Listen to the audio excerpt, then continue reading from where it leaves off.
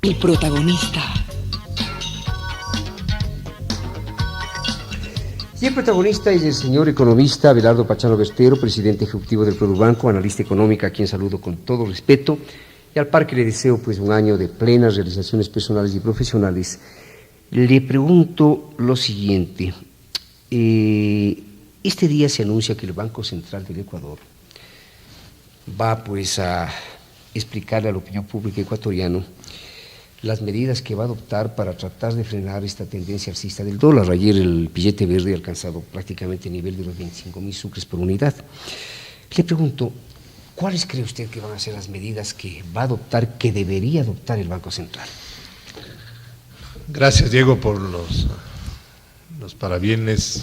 Le quiero expresar lo mismo a usted y a todos los que hacen esta emisora. Muy gentil.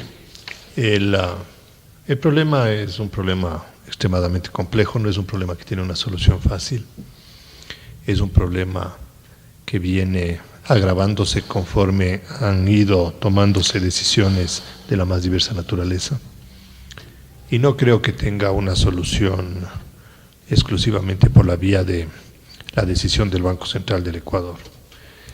En realidad, cuando uno ve el comportamiento macroeconómico y no analiza con detenimiento causas y efectos, uno puede cometer errores de apreciación sumamente graves. La volatilidad y la devaluación cambiaria es producto de una, yo diría, persistente mal funcionamiento y mala organización macroeconómica del país. El problema no está en modificar el sistema cambiario, porque si no las cosas serían mucho más sencillas, serían mucho más simples. Hace mucho tiempo se podría haber tomado una decisión en ese campo. El problema es que en el Ecuador y en el mundo no hay confianza y no hay credibilidad en él. El Ecuador perdió credibilidad internacional desde el momento en que decidió entrar en un proceso de moratoria de deuda externa. Y obviamente eso le cerraron todas las líneas de crédito internacionales. Yo he usado mucho esta frase: la moratoria de la deuda le estranguló al país y estamos pagando el precio, porque el Ecuador tenía muchas obligaciones privadas que pagar, que no pudieron refinanciarse porque todos los bancos internacionales le cerraron las operaciones al Ecuador. Consecuentemente, la solución no está en modificar el tipo de cambio, sino en resolver el problema de la pérdida de credibilidad internacional, y eso significa hacer un replanteamiento en la estrategia de renegociación de la deuda externa. Y ese es un tema que tiene complejidades de la más diversa naturaleza. Tiene complejidades políticas, tiene complejidades económicas, tiene complejidades jurídicas. Hay que ver la forma como se puede salir con la cara limpia, rectificando. Es un problema de confianza, de recuperación de la credibilidad. Externa. E interna. Claro. El gobierno dijo a finales del año que estaba estudiando la dolarización.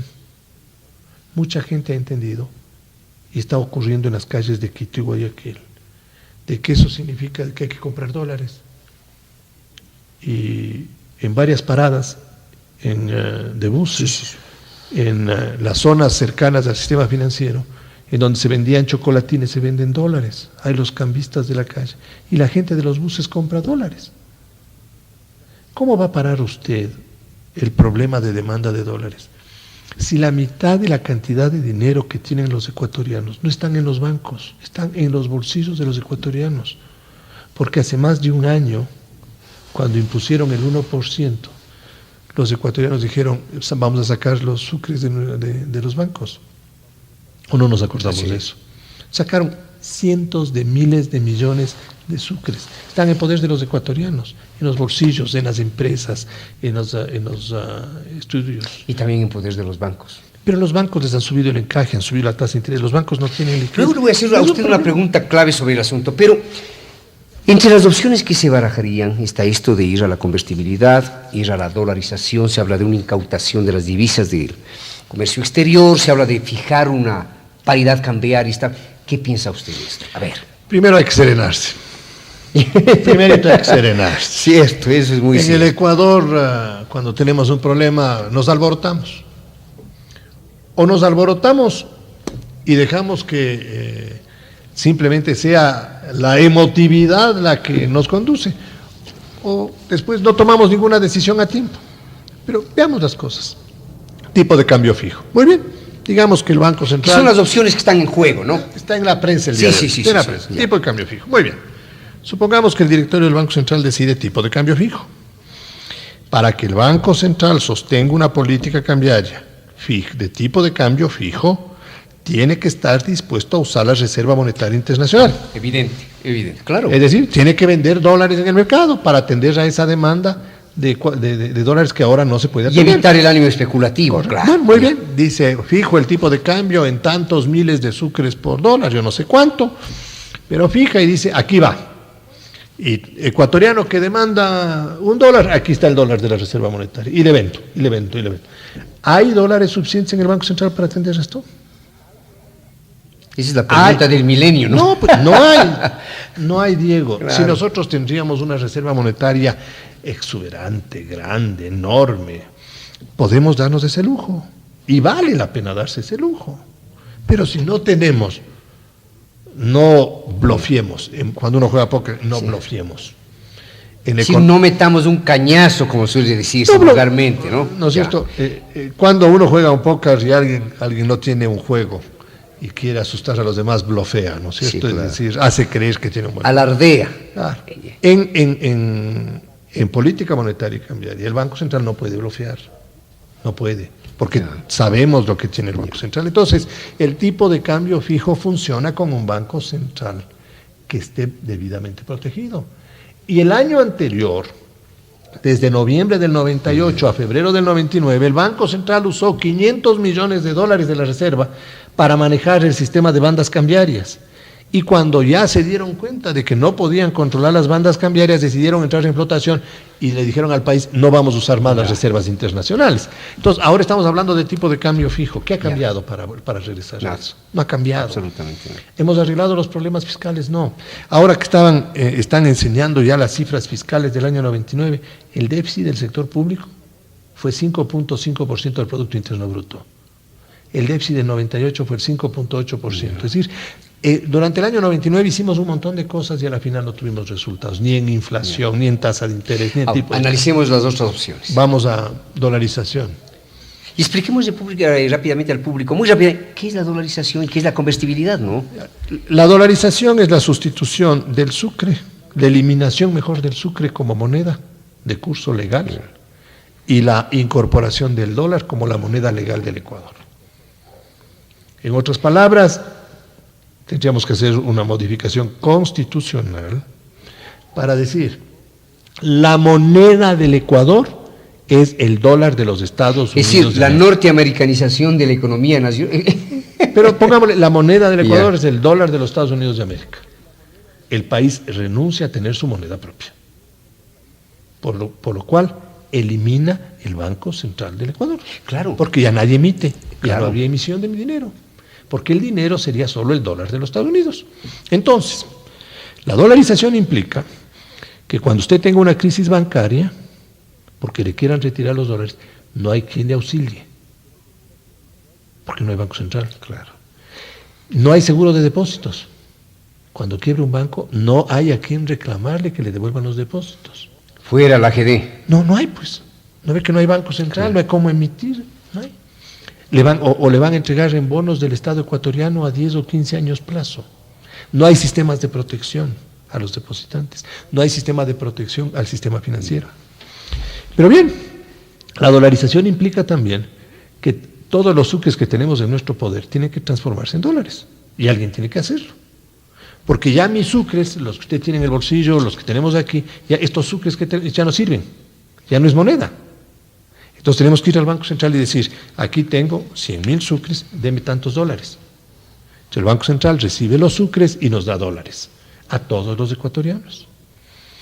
Y los que tenemos depósitos en los bancos, cuentas corrientes, tenemos que ir al Banco Central y decir, yo tengo esta cuenta corriente en un banco privado, tome los sucres, deme dólares. ¡Qué maravilla! Y lo que tiene pólizas, tome los sucres, deme dólares. Una maravilla. Es decir, el paraíso en principio, ¿no? Pero espérese, entonces hagamos números.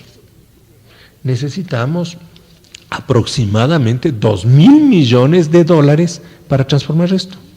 porque eso es lo que hay en sucres en circulación. La pregunta es: ¿de dónde peca Tamundi? ¿De dónde sacamos los 2.000 millones? Claro. Entonces, ¿de dónde sacamos los 2.000 millones de dólares? Y luego, supongamos que tenemos los 2.000 millones de dólares. Vamos a suponer que tenemos. Muy bien, ya tenemos.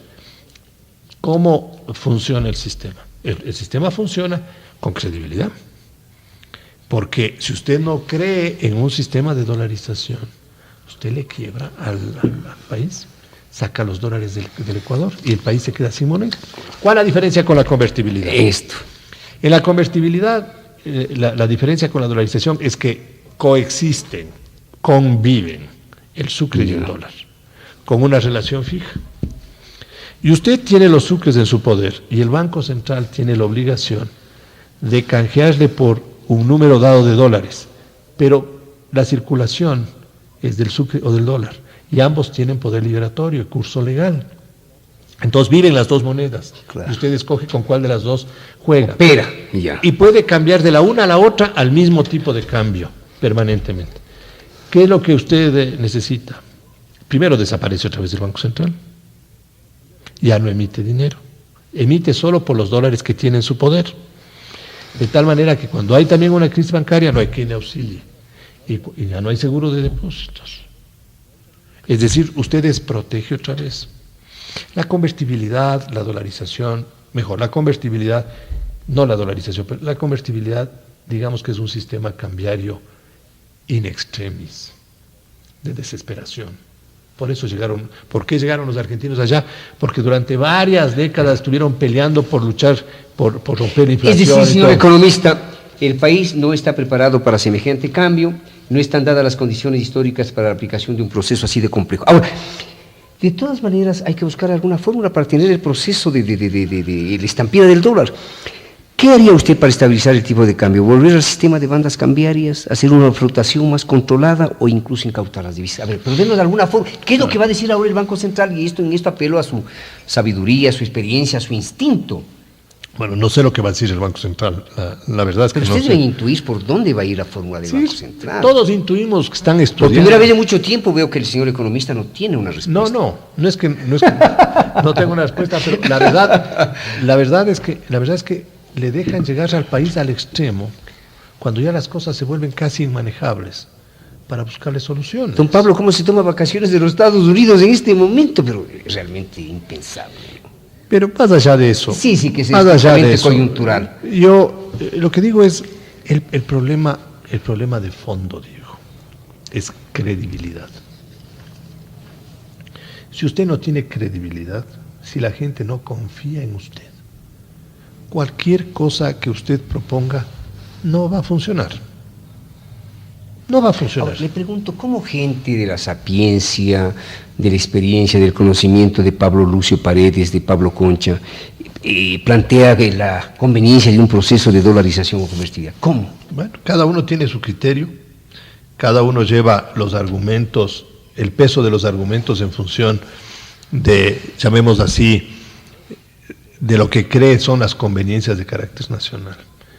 La convertibilidad no es otra cosa que un tipo de cambio fijo que no tiene regreso. Esto. Que no tiene es un camino sin retorno, ¿no? Es un camino sin retorno. Es un camino que tiene costos sociales muy grandes. Los países que aplican la convertibilidad aceptan que el desempleo, la desocupación sea una herramienta de uso muy fuerte. La gente sale, digamos, es desocupada porque nadie tiene protección. Entonces, o usted es extremadamente eficiente y competitivo o no puede sobrevivir.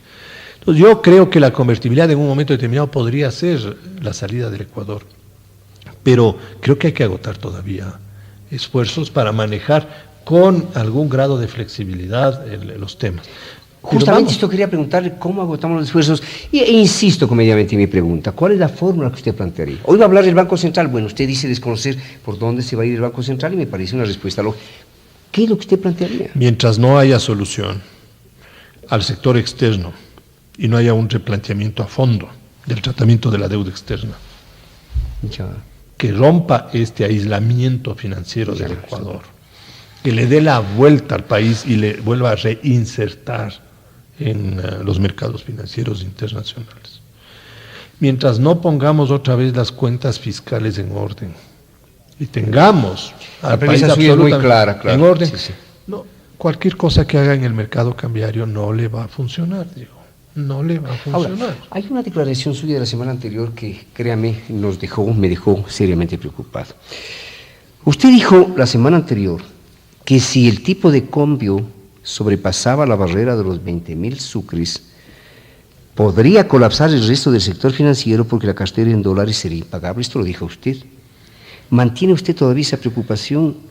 ¿Y cómo superaríamos esta situación a base de algún dictamen del Banco Central? No, ¿Usted lo dijo, no es cierto? No lo dije en esos términos, pero lo que sí estoy bien claro es que una modificación, una devaluación de las dimensiones que estamos viviendo deteriora la calidad de la cartera de los bancos, y deteriora la calidad de la economía ecuatoriana más allá de este lo que ya peligro está. de colapso del sistema financiero. Mire, el sistema financiero en este rato ya ha tenido una crisis que supera el 60% del propio mercado. El 60% del sistema financiero está en poder del Estado, Diego. El 60%. Es decir, si estamos hablando, por ejemplo, en términos de especulación cambiaria, el gobierno tiene la posibilidad de, a través de sus mecanismos, controlar el 60% del mercado. Justamente, porque usted sostiene eso y además tiene toda la razón de que el 60% del banco está en poder del Estado. Yo quiero preguntarle lo siguiente. Usted ha desempeñado importantes funciones como presidente de la Junta Monetaria, gerente del Banco Central del Ecuador, ¿no? Frente a la crisis que estamos viviendo, ¿considera o no imperdonable que el Banco Central no haya logrado controlar el tipo de cambio y frenar la especulación con solo instruir al 60 o 70% de la banca que esté en sus manos que limite las transacciones en divisas cuando hay tendencia especulativa? Pero esa puede ser una salida, pues. Es que no hay especulación, Diego. Esa es la gran diferencia. Debe haber un margen especulativo. No hay, Diego. A ver, Diego. A ver. Pero la pregunta es absolutamente pertinente. Por supuesto. Ya. Pero, ¿a qué ecuatoriano le convencemos para que venda dólares hoy? Usted, Diego. Si tiene dólares o si tendría dólares, ¿vendería los dólares hoy? Obviamente no, pues claro. No, entonces yo diría, Diego Kendo está especulando. No, Diego Kendo se está protegiendo, porque la política económica no le protege a él. Pero yo digo ánimo especulativo en el sentido de comprar y comprar divisas de manera cotidiana. ¿Pero para qué, Diego? Si en este rato las únicas adquisiciones de divisas se han monitoreado ese mercado, pero de una manera milimétrica, es para pagar obligaciones al exterior. No nos pongamos vendas en los ojos. No tratemos de creer que la temperatura esté en las sábanas, cuando el enfermo es el que tiene el problema de fondo. Y en ese sentido, le hemos dicho al país, cuando le cierran los flujos internacionales abruptamente, de golpe, el país no puede pagar. ¿Qué pasa con usted, Diego, si tiene unas deudas, maneja unas empresas, tiene unas deudas, y en un momento determinado el banco le dice, vean mi querido amigo, le doy por vencido todo y me empieza a pagar el día de hoy? Se dice, espérese un ratito, no tengo con qué pagarle. Claro. Pero dice, no sé, como se venció, hoy día ya no le renuevo la operación y usted me tiene que pagar. ¿Qué? Tiene que empezar a vender cosas, tiene que empezar a buscar la forma como liquida activos suyos para poder cumplir. Eso es lo que le está pasando al Ecuador con los mercados internacionales. Eso es lo que le pasó con la moratoria de la deuda. Esa fue una decisión tremendamente equivocada que hoy la estamos pagando. Es decir, que parecería que al Banco Central le queda poco espacio de maniobra para contener esta estampida del dólar. Es que al Banco Central no le pidamos que haga una cosa que no puede hacer, Diego. El Banco Central no tiene como responsabilidad arreglar el problema de la economía real. Es el gobierno el que le corresponde. Romper el estrangulamiento externo le corresponde al gobierno. Hoy día con 25.000 sucres por dólar, el acuerdo con el Fondo Monetario Internacional, yo no sé en qué... Exacto, justamente le iba a preguntar eso, Todo se nos va de las manos, todo se nos va de las manos. Pero Además el presupuesto del Estado, pues calculado sobre 14.700 sucres el dólar, claro. ¿Qué es lo que va a pasar? Vea cómo reaparecen los subsidios a los combustibles, los subsidios monstruosos. Hoy día usted no puede decir, el tanque de gas, el tanquecito de 15 kilos, el costo debe estar sobre los 75.000 sucres. Y están vendiendo a 25. ¿Quién paga la diferencia? Exacto. ¿Quién paga la diferencia de los demás Y además quería también combustibles? preguntarle lo siguiente. Este es un diálogo personal con Abelardo Pachano y realmente es una satisfacción dialogar con usted porque es un hombre de gran sabiduría y además se expresa con gran sencillez y con sentido cotidiano, ¿no? Mire usted esta orientación económica del gobierno, ¿no? A pesar de la crisis fiscal, sigue subsidiando, como usted dice, por ejemplo, el gas es subsidiado, la electricidad está subsidiada y ahora se va a crear nuevos bonos. El bono escolar, el bono de la vivienda, el bono de salud e inclusive un bono del 10% de las deudas que se sucreticen para los buenos pagadores. Le pregunto cómo compatibilizar esta política con la eliminación de subsidios que promueve el Fondo Monetario Internacional. No entiendo. Diego, no entiendo. Pero también es pertinente la pregunta. Pero por supuesto, Diego, vea, cuando uno maneja la economía de la casa, la economía personal de uno tiene que hacer un equilibrio. Gano tanto y gasto tanto. Me puedo endeudar en mi casa, pero siempre y cuando mis ingresos futuros me permitan pagar esa deuda. Si hay que ¿verdad? estirar los pies hasta donde dan las sábanas. Pero usted no le puede dar, y yo no le puedo dar a mis hijos yo diría, un tren de vida que no me permita mi ingreso. Y con esta multiplicación de subsidios, ¿de dónde va a sacar la plata? Exacto. ¿De dónde va a sacar la plata? Por ejemplo, dice que a los deudores de hasta $50,000 les van a dar un bono del 10%. Sí, lo que le estaba preguntando. Bueno, ¿quién va a comprar este bono? Si el Ecuador está en mora. Está en mora y se endeudan más. Terrible, ¿Cómo entiende eso? terrible. ¿Cómo entiende eso, Diego? Entonces, el problema vuelve otra vez, y perdóneme que sea tan reiterativo, Sí. vuelve credibilidad, confianza. Credibilidad, confianza. Es facilito romper la credibilidad, pero qué difícil es reconstruirla. Tremendamente difícil Y más que la reconstruirla. recuperación de la credibilidad, señor economista, implica pues un proceso de tiempo, no es una cuestión que se hace de la noche a la mañana. Ahora, le pregunto, ¿habrá acuerdo con el Fondo Monetario Internacional y cuándo será? Diego, ojalá en esta vez no se dilate, ojalá en esta vez no se, porque lo necesitamos del acuerdo O sea, con el que ¿eso fondo. va a significar cuánto? ¿$150 millones, 10 meses? No importa lo que nos dé el Ya, fondo. En términos de dinero, lo que nos dé el fondo no es importante. Es el apoyo internacional. aval. El apoyo internacional. Porque eso nos abre flujos internacionales. Eso nos abre a que el Banco Mundial y los otros organismos nos den dinero.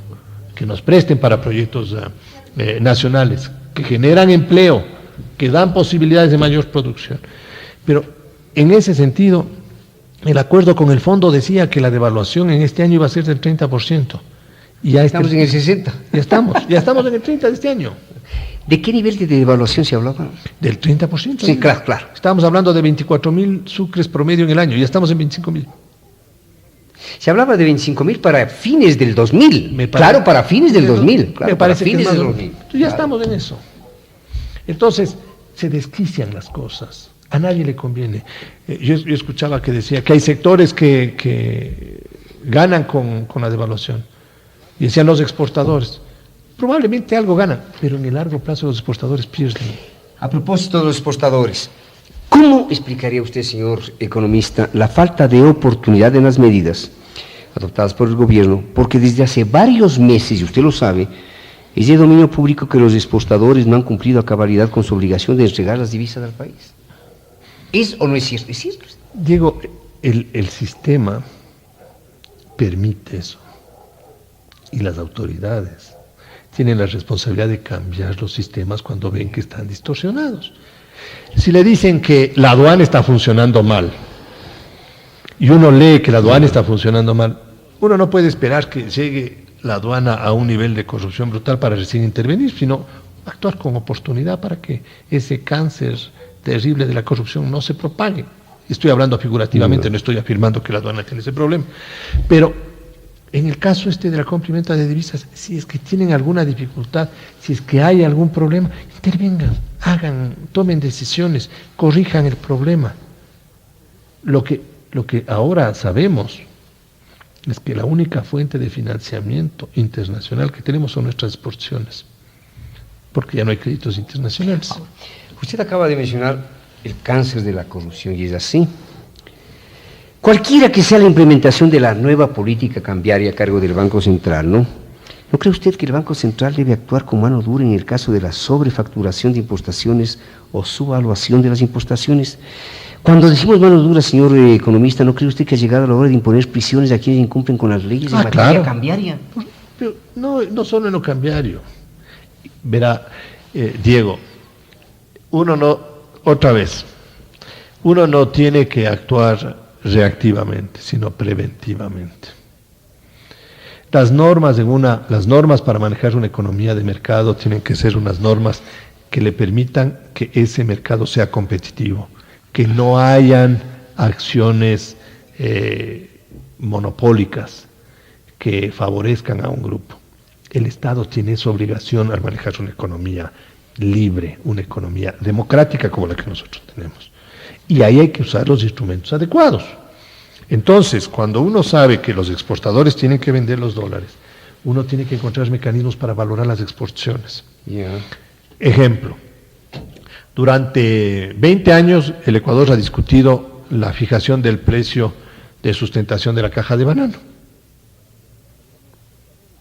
Y entre exportadores y productores se sacan los ojos. Así es. Y el Estado fija un precio y unos ratos no respetan a los exportadores, otros ratos no les gusta a los productores. Depende en dónde esté el mercado para que uno de los dos lados incumpla. ¿Usted ha visto a alguno de los dos en la cárcel? A ninguno. A ninguno. ¿Para qué da esa norma si no la van a cumplir? ¿Para qué? Entonces, lo que hay es que encontrar mecanismos que funcionen, que sean prácticos, que sean reales, que sean fácilmente verificables. Entonces, ¿qué hay? Voy al caso del banano.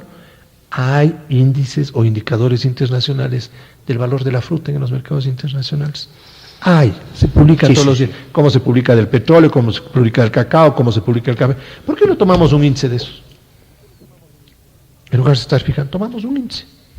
Porque no conviene.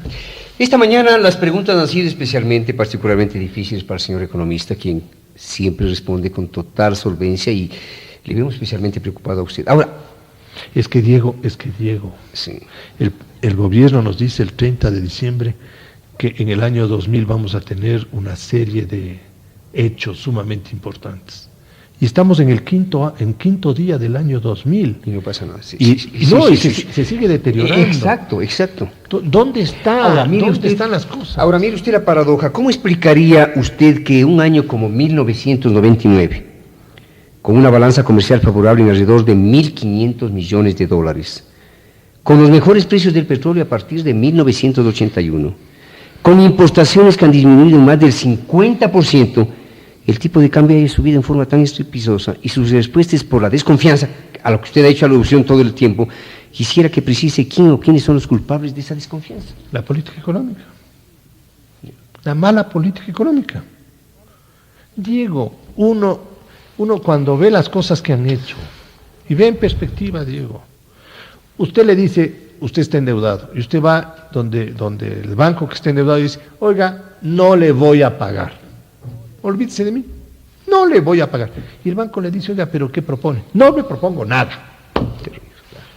Y al día siguiente usted vuelve a entrar al banco y le dice, oiga, necesito que me preste unos 2 millones de sucres. El banco le va a decir, oiga, señor Roquendo, si ayer vino y me dijo que no me va a pagar y no tiene ninguna propuesta y encima me pide 2 millones de sucres. No, señor. Y como usted tiene alrededor suyo un conjunto de empresas o de entidades vinculadas con el banco, a todas ellas les empiezan a cobrar. Entonces voy a usar las cifras que usted pone, que son correctas. 1.500 millones de dólares de superávit comercial. Sí. De los 1.500, 1.200 millones de dólares son exportaciones petroleras. Así es. Póngale eso en el Banco Central del Ecuador. Porque eso no va al mercado libre. Eso van al Banco Central. Entonces, entre exportaciones e importaciones privadas queda un saldo de 300 millones de dólares. Como le cerraron las líneas de crédito internacionales, el sector privado del Ecuador tiene que pagar 3.000 millones de dólares. 3.000 millones de dólares. 3.000 millones de dólares. Tiene 300 millones. ¿De dónde saca la diferencia? Ese es el caso que yo le estaba diciendo. Claro. El caso que le estaba diciendo, el banco le dice a usted, hasta aquí nomás, mi querido amigo, me empieza a pagar. Ahora, mire lo que dice Diario La Hora de la fecha, drástica salida contra el dólar, ¿no? Mire, gracias, muy amable, gracias, señor economista, ¿no? Drástica salida contra el dólar. El gobierno aplicará hoy medidas definitivas para acostar la irrefrenable subida del dólar. El anuncio lo hizo anoche el secretario ministro de Desarrollo Humano, Carlos Ratti, quien confirmó que se prepara un esquema drástico y final. Medidas en estudio. Anclaje entre 25.000 y 30.000 sucres. Exportadores entregarán divisas al Banco Central, Banco Central venderá divisas para importadores, dolarización es otra alternativa en discusión, Mercado Libre quedaría para transacciones particulares, limitarán diferencia entre compra y venta de la divisa, está descartada la incautación de dólares, habrá mano dura contra la subversión social. Su comentario. Diego, vuelvo otra vez. Estamos tratando de resolver el problema sin ir a las causas que lo ocasionan. Ahí están segmentando los mercados. Va a quedar otra vez un mercado en el Banco Central con esa información, el comercio exterior en el Banco Central y el resto otra vez en el mercado libre. Eso se llama sistema dual de cambios. Eso yo creo que le pondría dificultad muy seria al acuerdo con el Fondo Monetario Internacional, porque está en contra del convenio con el fondo. Así es. Entonces, ¿para qué negociamos tanto con el fondo? Así vamos a tomar una decisión de esta naturaleza. Por otro lado, si usted le lleva las exportaciones y las importaciones al Banco Central, sigue usted con el problema del endeudamiento del sector privado con el exterior y con la tendencia a protegerse de los ecuatorianos en el dólar. ¿Cómo corrigió ese problema? Aquí hay un desbalance de fondo, Diego. No tenemos suficientes dólares para atender las necesidades ecuatorianas. No hay dólares, no ingresan dólares. El Ecuador perdió credibilidad internacional, por Dios, entendamos eso. Sí. Nos metimos en un lío del diablo. Señor economista, y en esto ya va pues un poco la responsabilidad de la banca ecuatoriana y por cierto de su banco. Cuando la banca era 100% privada, los 5 bancos más grandes del país, entre ellos el Produbanco, establecieron un pacto de caballeros, ¿no? Y que se instrumentaba así, acordaban poner un techo al valor de pizarra del dólar para evitar precisamente pues una evolución vertiginosa. ¿Por qué no se ha hecho eso ahora precisamente y bajo la instancia del Banco Central? ¿Existió este pacto de caballeros? Diego, Sí. ¿qué es lo que hicimos? Cuando vimos que el gobierno perdía el control del mercado? Decidimos limitar a nuestros clientes la venta de dólares, bajarle el tipo de cambio, hasta que puedan tomar una medida. Pero no podíamos sostener esto porque dejábamos de atender las necesidades de los sectores importadores y de los sectores productivos del país. Nosotros no le podemos decir a una empresa que ha importado y ha vendido productos en el mercado ecuatoriano que no le vamos a tratar de conseguir los dólares para que pague a su proveedor del exterior. Entonces, hemos tratado de ayudar en todo lo que ha sido posible. ¿No es posible reactualizar este pacto, esta especie de Sí, pacto? pero esto funciona a cortos tiempos, esto no funciona a largo tiempo, Diego, porque explota. He usado yo varios ejemplos, explota el problema. El Banco Central ha hecho todos los esfuerzos y nosotros le hemos acompañado con los esfuerzos. Ha subido las tasas de interés a costa de dañar más la cartera de los bancos. Ha subido el encaje bancario, Diego. Sí. Fenomenalmente. Sí. Ha suspendido, el Banco Central ha suspendido el pago de los seguros de depósitos a la AGD para controlar la emisión monetaria, pero no logra resolver el problema de fondo. Es que no es un problema del Banco Central, no es el problema del Banco Central. Y coincidimos plenamente con lo que usted manifiesta. Entendamos, Diego. Es la verdad. ¿Quiere que le diga? Es un problema político. Lo que decíamos ayer en este programa, que es un problema con derivación económica, pero es político, claro. No hay credibilidad, no hay confianza, Diego. Ahora, a propósito de esta afirmación suya dramática y preocupante, ¿cree usted que si no se corrigen los problemas generados por la crisis de confianza, está en riesgo la estabilidad del presidente Maguad? Diego, está en riesgo la estabilidad de todos nosotros. Pero si están jugando con el patrimonio de todos nosotros, Diego, su patrimonio, el patrimonio de cada uno de los ecuatorianos, cada día vale menos. Con un dólar de 25.000 ayer, el patrimonio era el 25% más pequeño que hace 4 días. Terrible. El suyo, Diego, el suyo. Claro, y el de todos los ecuatorianos. Hoy día cuando mide el salario de un ecuatoriano, estamos hablando del salario mínimo vital, con todos los adicionales, las compensaciones y todo, ¿de cuánto? De 60 a 70 dólares al mes. Así es. 70 dólares al mes, estamos hablando de eso. El año anterior, ese mismo salario, medido en términos de dólares, ¿cuánto era? 250. Hemos perdido a los ecuatorianos una barbaridad de poder adquisitivo. ¿Qué es lo que más nos conviene? Y aquí viene el otro elemento que he venido yo insistiendo de una manera, pero ya tan cansona, que a ratos inclusive me preocupa, porque Hay que estabilizar la economía. La estabilidad es el único ambiente que nos asegura tipos de cambios, nos asegura tasas de interés razonables y más que nada empleo y generación de producción. Diego. A propósito de estabilidad, ¿cómo mira usted esta insurgencia respetable pero preocupante de los grupos indígenas? Ellos piden la renuncia de la gente de la función ejecutiva, legislativa, judicial. Han establecido un congreso paralelo al actual congreso y dicen que quieren pues simple y llanamente la transformación total. ¿Qué piensa? ¿Y qué pensamos, Diego, de lo que plantea Guayas, de lo que plantea Los Ríos, de lo que plantea Manabí, de lo que plantean las provincias centrales de la Sierra Ecuatoriana, de lo que está planteando Azuay sobre la autonomía? Pues en este momento estamos nosotros con agenda abierta. Hemos anarquizado la discusión de los temas ecuatorianos. ¿Cómo me place escucharle? Esta mañana y ayer hemos hablado de esto, de la anarquización de la agenda nacional. Qué maravilla, Diego, ¿no? Realmente es satisfactorio. ¿Y por qué de eso, Diego? No hay guía política. No hay guía política. El país este rato está solito tratando de encontrar una salida. Solo está tratando de encontrar una salida. Y de otra parte, el país ha perdido control sobre sus procesos internos, ¿no? El país ha perdido control sobre sus procesos internos. Pero es que adentro, ¿qué no hay? No hay adentro, no hay confianza, no hay guía, Diego. Uno elige un gobierno. Se impone un recambio presidencial. Eso, Diego. Se impone. Es que usted dice, y categóricamente coincido con usted, no hay guía política. Si no tenemos una guía política, tenemos que encontrar una guía política. ¿Qué hacemos? ¿Un recambio presidencial? Permítame pasarme esa pregunta suya. Es la única vez que me voy a pasar una pregunta suya, por razones absolutamente obvias. Pero, en el fondo, Diego, la dirección política ecuatoriana está cuestionada. Está absolutamente cuestionada.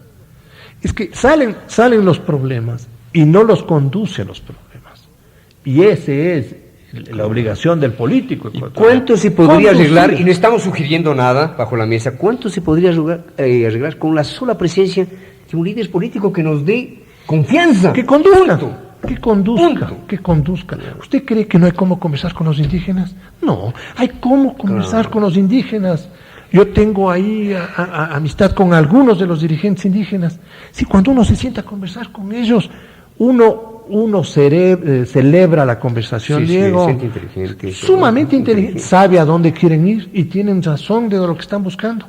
Pero es obvio que si usted no da atención, se le va a desbordar las cosas. El problema de las autonomías.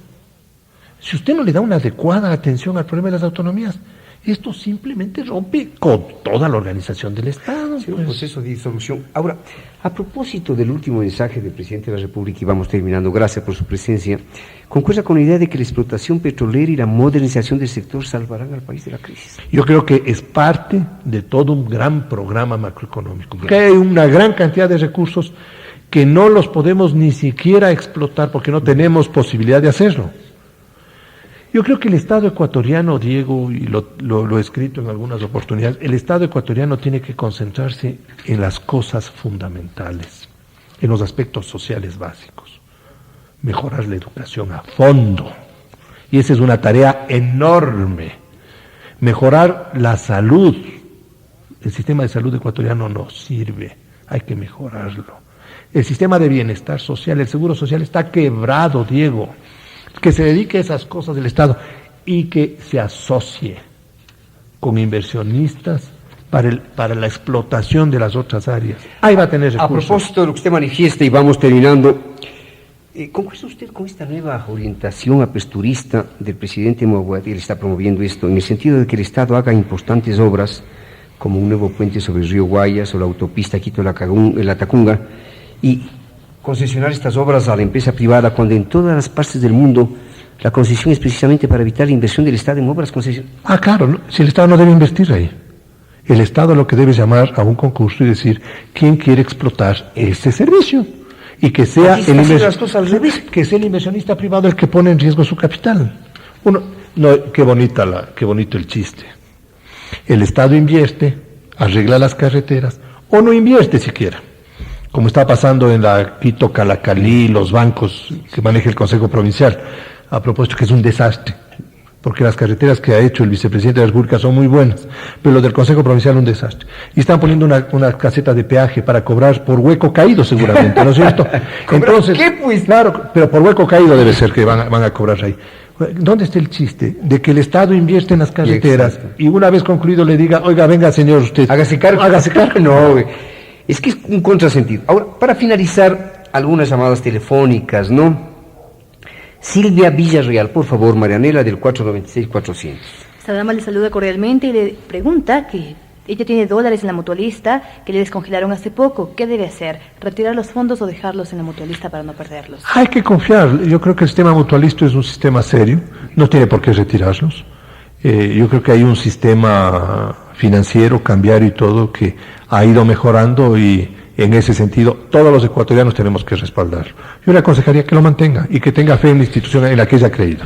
El señor ingeniero Vladimir Alvear del 269-479, con un saludo respetuoso para usted, dice que ¿por qué en el Produbanco no reciben los certificados de depósitos reprogramados para pagar las obligaciones precisamente con el banco? No, las propias del banco sí las recibimos. Lo que ya no recibimos son los certificados de otras instituciones porque se acabó el cupo que teníamos con la Corporación Financiera Nacional. Señor economista, ha sido un diálogo tenso, dramático, porque los temas así lo exigen. ¿Cuál es su mensaje final? Nosotros tenemos que demostrar como ecuatorianos que podemos hacer las cosas, tener fe en nosotros mismos. No vayamos a creer que porque tenemos estas dificultades no podemos resolver los problemas. El Ecuador es un país de una riqueza enorme y esta no es una declaración figurativa, Diego. Es así. Cuando uno hace un pequeño conteo de la riqueza ecuatoriana, uno se da cuenta de la bondad que tiene este país. Lo que tenemos nosotros es que ponerle fe, actuar con sindéresis, con coherencia, con consistencia, ser lógicos en las decisiones, pero más que nada, ser responsables, porque la fe, la confianza, la credibilidad, solo se la mantiene cuando uno va cumpliendo la palabra en los momentos en que ha comprometido eso. Ya nos pasará este mal rato, ya nos pasará este mal trago que es doloroso para todos los ecuatorianos y ojalá podamos enrumbarlo tan pronto como sea posible. Muy gentil. Aquí en Buenos Días el señor economista Abelardo Pachano, presidente ejecutivo del Produbanco, analista de temas económicos y sociales. Buenos días. Gracias al auspicio de Produbanco. El protagonista.